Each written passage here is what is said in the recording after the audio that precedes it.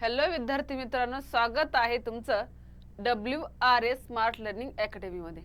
माझं नाव अश्विनी घाटुळे। तर आज आपण पाहणार आहोत 6वी मधील चॅप्टर फ्रॅक्शन। आता मागील लेक्चर मध्ये आपण फ्रॅक्शन बद्दल माहिती पाहिली। आज पाहणार आपण कंपॅरिझन ऑफ फ्रॅक्शन।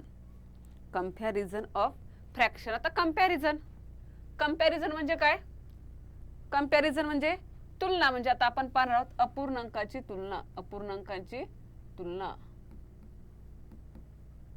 अपूर्णांकाची तुलना। अपूर्णांकाची तुलना। तर कंपॅरिझन ऑफ फ्रॅक्शन म्हणजे काय? अपूर्णांकाची तुलना। आता इथे आपल्याला बघा, इथे डायग्राम दिलेला आहे। 2/4 and 3/4. 2/4 and 3/4. इथे 1/2 and 2/4. इथे 1/2 and 1/3. आता इथे 2/4 म्हणजे हा जो भाग आहे, हा भाग सुद्धा काय केलेला आहे वगैरे, हा भाग सुद्धा काय केलेला आहे? रंगवलेला आहे। बघ 2/4 and 3/4. आता इथे बघा एक डायग्राम दिली आहे। एक आपल्याला काय केले आहे, ते डायग्राम दिलेली। या डायग्रामचे समान 4 भाग केलेले। डायग्रामचे समान 4 भाग केलेत। आता या 4 भागांपैकी 2 भाग काय केले आहेत? रंगवलेले आहेत। सर्कलचे 4 भाग केलेले आहेत। या 4 भागांपैकी 2 भाग काय केलेत? रंगवलेले। तर 2 भाग न रंगवलेले। आता बरं, इथे आपल्याला रंगवलेले भाग दिलेत। रंगवलेले भाग म्हणजे काय? 4 भागांपैकी 2 भाग। 4 भागापैकी 2 भाग काय केले आहेत? रंगवलेले आहेत। आणि इथे बघा वर्तुळ आहे, याचे समान 4 भाग केलेत आणि या समान 4 भागांपैकी 3 भाग रंगवलेले आहेत। 3 भाग रंगवलेले आहेत म्हणजेच काय? 3/4. आता रंगवलेले भाग इथे बघा बरं। आता कोणत्या आकृतीचे रंगवलेले भाग जास्त आहेत? कोणत्या आकृतीचे रंगवलेले भाग जास्त आहेत? इथे 2 भाग जास्त रंगवलेले आहेत का 3 भाग जास्त रंगवलेले आहेत? कोणत्या आकृतीचे भाग जास्त रंगवलेले आहेत? या आकृतीचे म्हणजे 3/4 म्हणजे 2/4 इज लेस दॅन 3/4 किंवा 3/4 इज ग्रेटर दॅन 2/4 म्हणजेच 2/4 पेक्षा 3/4 हा पूर्णांक काय आहे? मोठा आहे। आता आपल्याला इथे रंगवलेले भाग लगेच कळतात।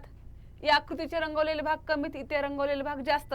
म्हणजेच 2/4 पेक्षा 3/4 हा पूर्णांक काय आहे? मोठा आहे। पुढे या आकृतीचे इथे एका आकृतीचे समान 2 भाग केलेत आणि इथे एका आकृतीचे समान 4 भाग केलेत। इथे एका आकृतीचे समान 2 भाग म्हणजे 2 पैकी 1 भाग रंगवलेला आहे आणि इथे एका आकृतीचे समान 4 भाग केलेत। म्हणजे या 4 भागांपैकी 2 भाग रंगवलेले आहेत। म्हणजेच 1/2 and 2/4 इज इक्वल म्हणजे 1/2 आणि 2/4 हा पूर्णांक कसे आहेत बरे? सारखे आहेत। आता इथे एका आकृतीचे काय केलं आहे?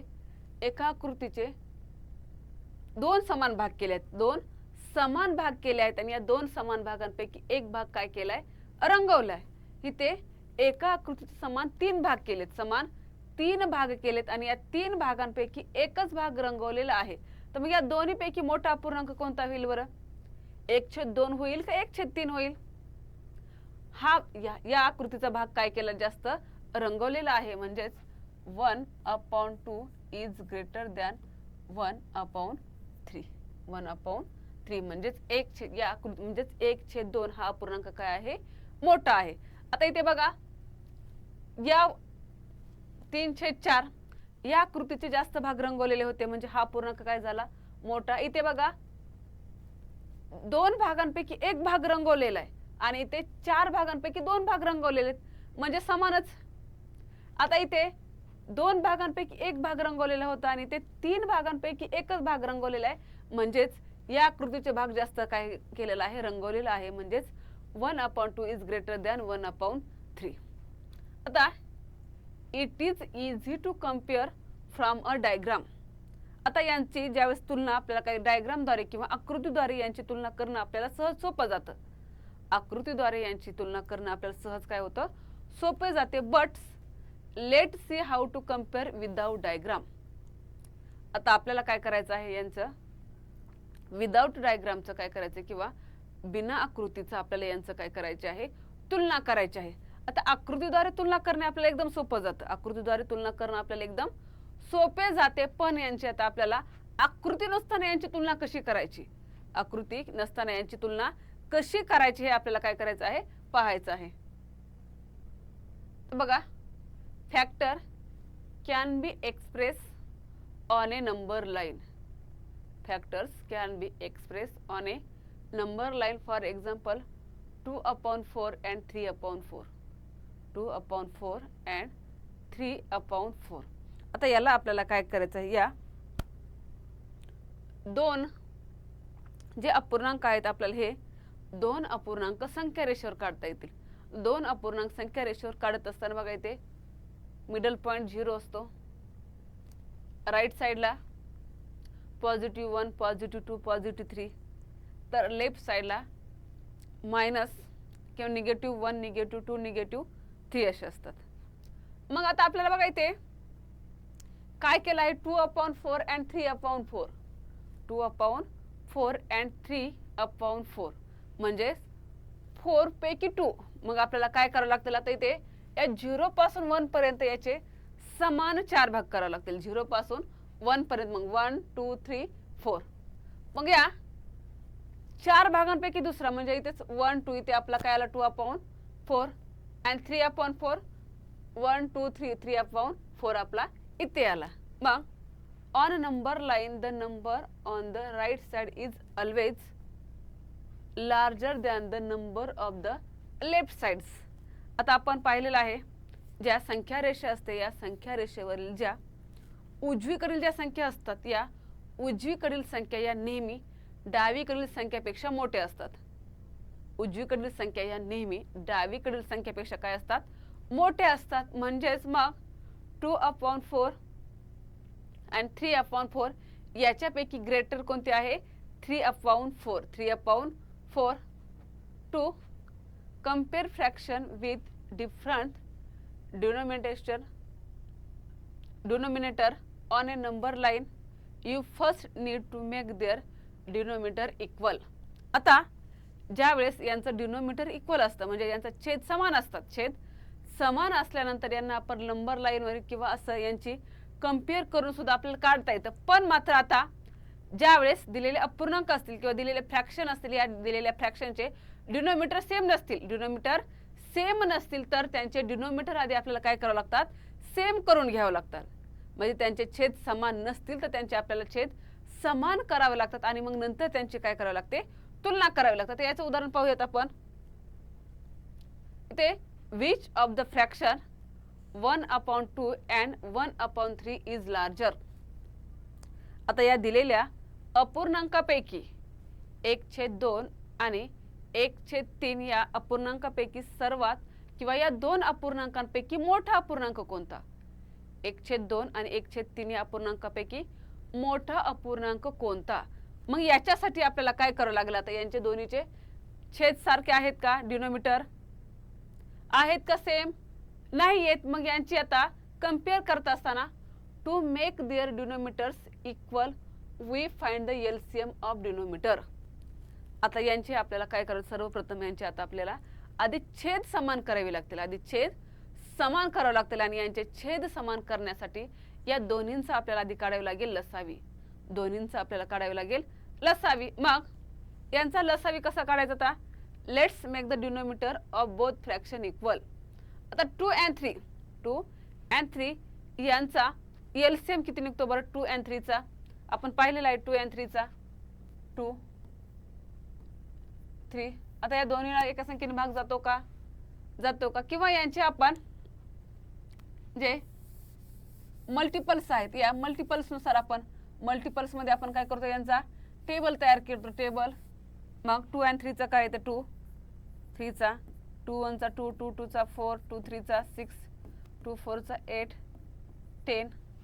3 चा करूयात 3 1 चा 3, 3 2 चा 6, 3 9 12 15. आता यांच्यामध्ये सर्वात म्हणजे लेटेस्ट कॉमन फॅक्टर आपल्याला पाहायचा आहे किंवा लिस्ट कॉमन फॅक्टर. बघा बरं इथे 2 मध्ये 6 आला, 3 मध्ये 6 आला, 2 मध्ये 6 and 3 मध्ये 6 म्हणजेच यांचा एलसीएम किती निघेल बरं यांचा 2 and 3 चा एलसीएम 2 and 3 चा एलसीएम 6. मग 1/2 इज इक्वल टू, मग आता यांचा आपल्याला एलसीएम किती करायचा आहे 6. एलसीएम आपल्याला किती करायचा आहे 6. मग एलसीएम 6 करण्यासाठी मग या 2 ला कोणत्या संख्येने, आता एलसीएम आपल्याला पाहिला आपला एलसीएम किती निघाला 6. मग या 2 ला कोणत्या संख्येने गुणल्यानंतर 6 येणार आहे आणि मग त्याच संख्येने आपल्याला काय करावं लागतं त्याच्या न्यूमरेटरला म्हणजेच काय अंशाला सुद्धा गुणावं लागतं. त्याच संख्येने आता 1/2 आहे तर 1/2 2 चा एलसीएम निघाला 6. 2 चा एलसीएम 6 निघाला, पण या 2 चा एलसीएम 6. मग या संख्येला कोणत्या संख्येने गुणावं म्हणजे आपला आन्सर किती येईल 6. आणि मग आन्सर 6 येण्यासाठी आपण याला 3 ने केलं. मग त्याच संख्येने आपल्याला काय करावं लागतं याच्या अंशाला सुद्धा गुणावं लागतं. मग 1 × 3/2 × 3 म्हणजे 3/6 अँड पुढे आहे 1/3 इज इक्वल टू 1/3. मग या 3 ला 2 ने मल्टिपल जर केलं तर आपला आन्सर काय निघतं 6. म्हणून आपण या 3 ला 2 ने, मग 1 ला सुद्धा आपण काय केलं 2 नेच गुणलं. मग 1 2 चा 2 and 3 2 चा 6. मग फर्स्ट आले 3/6 and सेकंड 2/6. मग ग्रेटर कोणता आहे बरं 2/6 का 3/6? मोठा अपूर्णांक कोणता आहे मग 3/6. मग हे 3/6 हे कोणाचं आन्सर आलं होतं 3/6. 3/6 म्हणजेच आपला काय आहे 1/2 म्हणजेच 1/2 इज ग्रेटर दॅन 1/3.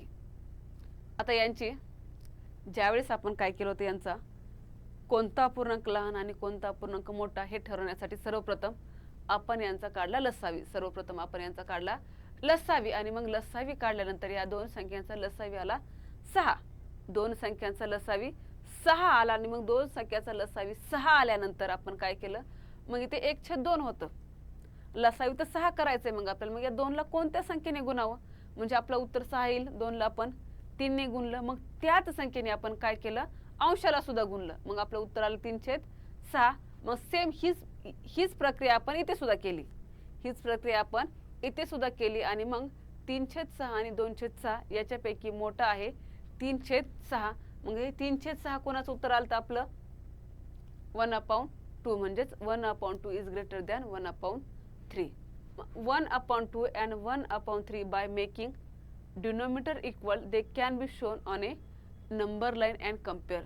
मग यांचे काय एकदा आपण छेद समान केल्यानंतर आपल्याला ह्या नंबर लाईन वरती दाखवता येतील आणि आपल्याला त्यांची काय करता येते तुलना सुद्धा करता येते. आणि आणखी एक दुसरा, जर आपल्याला यांचा छेद समान करायचा असेल आणि छेद समान करत असताना यांचा आपल्याला लसावी जर काढता येत नसेल तर मग आपण काय करायचं या पहिला जो अपूर्णांक आहे आता इथे आपल्याला 1/2 आहे and 1/3 आहे 1/3. आता यांचा आपल्याला काय करायचं छेद समान करायचंय. मग छेद समान करत असताना जर आपल्याला लसावी काढता येत नसेल तर मग सरळ काय करायचं हा जो पहिला अपूर्णांक आहे हा पहिला अपूर्णांक जशाल तसा घ्यायचा. पहिला अपूर्णांक जशास तसा घ्यायचा आणि या पहिल्या अपूर्णांकाला काय करायचं दुसऱ्या अपूर्णांकाच्या छेदाने गुणायचं. दुसऱ्या अपूर्णांकाच्या छेदाने आणि मग हा दुसरा अपूर्णांक घ्यायचा आणि या दुसऱ्या अपूर्णांकाला काय करायचं पहिल्या अपूर्णांकाच्या छेदाने गुणायचं. पहिल्या अपूर्णांकाच्या छेदाने गुणायचं. बघा इथे काय आलं 2 6 इकडे काय येणार 3 and 6 आलं आपलं. म्हणजे यांचा लसावी काढता येत नसेल आपल्याला लसावी काढता येत नसेल आणि मग छेद समान कसा करावा हे जर कळत नसेल तर पहिला अपूर्णांक जशाल तसा पहिल्या अपूर्णांकाला दुसऱ्या अपूर्णांकाच्या छेदाने गुणायचं ते उत्तर येईल. आणि मग नंतर दुसरा अपूर्णांक जशाल तसा घ्यायचा आणि याला पहिल्या अपूर्णांकाच्या छेदाने गुणायचं मग उत्तर येणार. आणि मग नंतर यांची काय करायची आपल्याला तुलना करायची. मग 3/6 आणि 2/6 यांच्यापैकी 3/6 हा काय आहे मोठा आहे. मग 3/6 उत्तर आपलं काय आलं होतं 1/2चं म्हणजेच 1/2 हा अपूर्णांक काय आहे 1/3 पेक्षा मोठा आहे. Next, which of the fraction 4/5 and 7/9 is larger? आता 4/5 and 7/9 म्हणजे 4/5 आणि 7/9 या दोन अपूर्णांकांपैकी मोठा अपूर्णांक कोणता? दोन अपूर्णांकांपैकी मोठा अपूर्णांक कोणता? मग आता आपण यांचा काढलाय. The LCM of 5 and 9 is 45. आता दोन्हीचा एलसीएम किती आहे 45. Make the denominators of the given fraction 45. मग यांचा लसावी 45 आहे. मग आपण यांचा काय करूयात आता छेद सुद्धा आपण काय करूयात 45 करूयात. मग 4/5 इज इक्वल टू, मग आता आपल्याला डिनोमिनेटर किती करायचा आहे डिनोमिनेटर 45 सॉरी हां डिनोमिनेटर आपल्याला 45 करायचं. मग या 5 ला कोणत्या संख्येने मल्टिपल केल्यानंतर आपल्याला 45 येईल 5 ला कोणत्या संख्येने मल्टिपल केल्यानंतर आपल्याला 45 भेटेल तर तो 9 ने.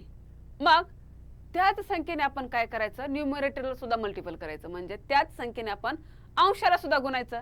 मग 4 गुणिले 9 मग याचं किती आलं 4 9 चा 36 आणि 5 9 चा 45. तेच सेम प्रक्रिया 7/9 यांचा डिनोमिनेटर किंवा एलसीएम किती आहे 45. मग 9 ला कोणत्या संख्येने गुणल्यानंतर 45 येईल 5 ने. मग 7 ला सुद्धा त्याच संख्येने गुणायचं. मग आपलं किती आलं 35/45. मग आता 35 ग्रेटर आहे का 36? तर ग्रेटर कोणता आहे 36/45 म्हणजे 36 आपलं काय झालं होतं 4/5. 4/5 म्हणजेच 4/5 हे काय आहे तर 7/9 पेक्षा काय आहे ग्रेटर दॅन आहे. पुढे let's the compare fraction 7/9 and 17/21. 7/9 and 17/21. आता या दोन संख्यांचा आपल्याला आधी एलसीएम काढावं लागेल. एलसीएम कायचा 7 9 अँड 21. 9 अँड 21 या 9 अँड 21 चा एलसीएम आपण काढूयात व्हर्टिकल लेआउट मेथडने. किती आहे 9 अँड 21. आता या 9 अँड 21 ला कोणत्या संख्येने भाग जातो बरं 3 3 चा 9 अँड 3 7 चा 21. आता 3 आणि 7 जातो का मग नाही 3 1 चा 3 हा 7 ॲज इट इज अँड 7 1 चा 7 म्हणजे 7. आपला एलसीएम किती येणार मग 7 इंटू 3 इंटू 3 म्हणजे 7 3 चा 21 अँड 21 3 चा 63 म्हणजे यांचा एलसीएम किती आला आपला एलसीएम 63. एलसीएम आपला 63 आला. मग यांची कम्पेअर करत असताना बघा आता 7/9 is equal to 7 into and 9 into. आता आपला एलसीएम किती आलाय 63. एलसीएम आपला 63. मग एलसीएम 63 आहे म्हणजेच या 9 ला आपल्याला कोणत्या संख्येने आता मल्टिपल करावं लागेल 9 ला. जर आपल्याला 9 ने कोणत्या संख्येने मल्टिपल करावं हे जर समजत नसेल म्हणजेच 9 ला कोणत्या संख्येने गुणावं म्हणजे आपलं उत्तर 63 येते हे जर कळत नसेल तर मग काय करायचं या 63 ला त्या 9 ने भागायचं. 63 ला 9 ने भागायचं. मग आलेला जो भाग करा असतो त्या संख्येने गुणल्यानंतर काय त्या दोन संख्याचा परत गुणाकार काय येणार आहे 63. त्या दोन संख्याचा गुणाकार काय येणार आहे 63. म्हणजे आपण या 9 ला 7 ने जर हे केलं 9 ला 7 ने मल्टिपल जर केलं तर आपला आन्सर किती येईल 63. मग तेच सेम काय करायचं इथे सुद्धा 7 ला सुद्धा मल्टिपल करायचं. मग 7 7 चा 49 आणि ते 9 7 चा 63. पुढे 17/21. आता इथे सुद्धा आपल्याला माहिती 9 अँड 21 चा एलसीएम किती निघालाय 63. किती आहे 63. मग या 21 ला कोणत्या संख्येने मल्टिपल केल्यानंतर 63 येणार आहे. मग आपल्याला हे कर मग 63 डिवायडेड बाय 21. मग 21 चा 21 22 चा 42 अँड 20 1 3 चा 63 म्हणजे इथे आपल्याला 3 ने काय करावं लागेल, मल्टिपल करावं लागेल. मग सेम हेच करावं लागेल. मग 17 3 चा 51 आणि 21 3 चा 63. मग आता 49/63 अँड 51/63. मग ग्रेटर कोणता आहे, 51/63 म्हणजेच 7/9 अँड 17/21 म्हणजे 70/21 इज ग्रेटर दॅन 7/9. आता ज्या वेळेस आपल्याला या अशा मोठ्या संख्या असतात आणि त्यांचा आपल्याला काय करायचा असतो, लसावी. मग त्यांचा आपण सर्वप्रथम लसावी काढायचा आणि मग लसावी काढल्यानंतर या संख्यांचा पण गुणाकार आपल्या तितका आला पाहिजे. मग लसावी काढल्यानंतर आपण विचार करायचा का 9ला कोणत्या संख्येने गुणावं, 9ला कोणत्या संख्येने गुणावं म्हणजे आपलं उत्तर 63 येईल. मग ते जर कळत नसेल तर मग या 63ला काय करायचं, या 9ने भागायचं. किंवा मग आणखी सगळ्यात सोपी पद्धत जी आधी सांगितली होती की पहिल्या अपूर्णांक जशाल तसा दुसऱ्या अपूर्णांकाच्या छेदाने पहिल्या अपूर्णांकाला आणि दुसऱ्या अपूर्णांकाला पहिल्या अपूर्णांकाच्या छेदाने गुणल्यानंतर मग यांचा कोणाचा गुणाकार जास्त येते आणि मग ती संख्या काय असते, मोठी असते.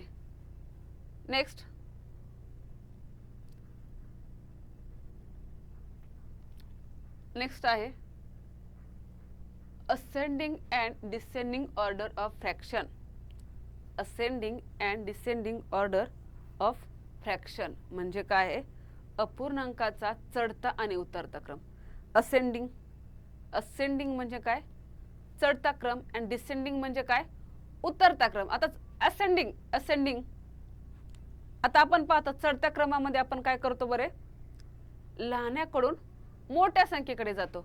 तर डिसेंडिंग म्हणजे उतरत्या क्रमामध्ये मोठ्या संख्येकडून आपण लहान संख्येकडे येतो, मोठ्या संख्येकडून लहान संख्येकडे येतो. मग ascending and descending order of fraction याच्यामध्ये इलिस्ट्रेटिव्ह एक्झाम्पल मध्ये अरेंज फ्रॅक्शन मध्ये 5/7 आहे, 2/7 अँड 8/7. बघा, in ascending and descending order. आता या दिलेले जे अपूर्णांक आहेत,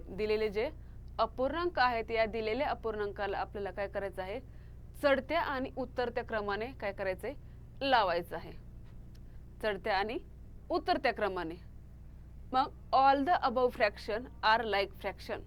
आता इथे बघा, जे दिलेले जे फ्रॅक्शन आहेत किंवा दिलेले जे अपूर्णांक आहेत, हे दिलेले अपूर्णांक काय करायचे आपल्याला, हे दिलेले अपूर्णांक सर्व हे समान छेद असणारे